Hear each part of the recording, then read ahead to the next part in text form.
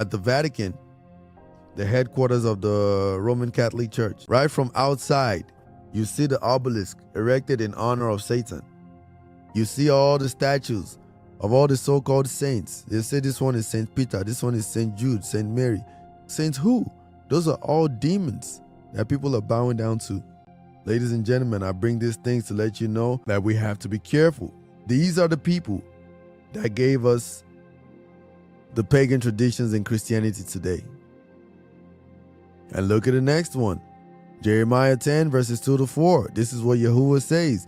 Do not learn the ways of the nations, for the practices of these people are worthless.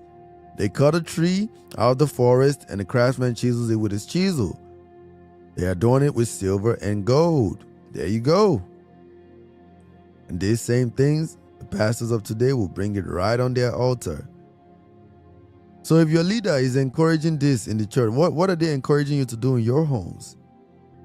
How can these be valuable leaders when they don't even know how to govern themselves according to the word established? Come on, man.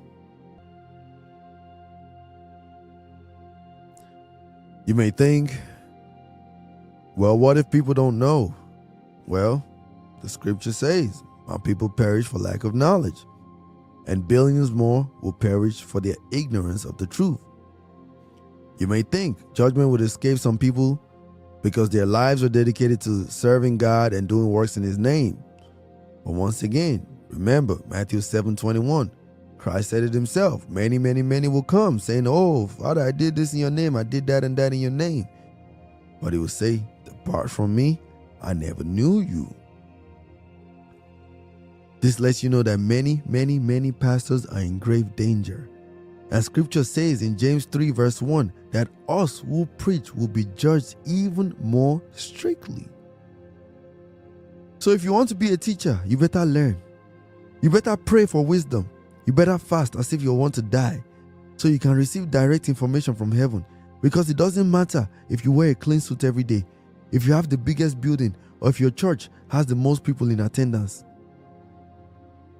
or if you're doing things here and there all over the community. It means absolutely nothing if your foundation is based on the elemental principles taught by men rather than what Christ established to us. If you follow the pagan traditions, you too are in danger of God's wrath. This Bible is His living word, transcribed unto us with His blood.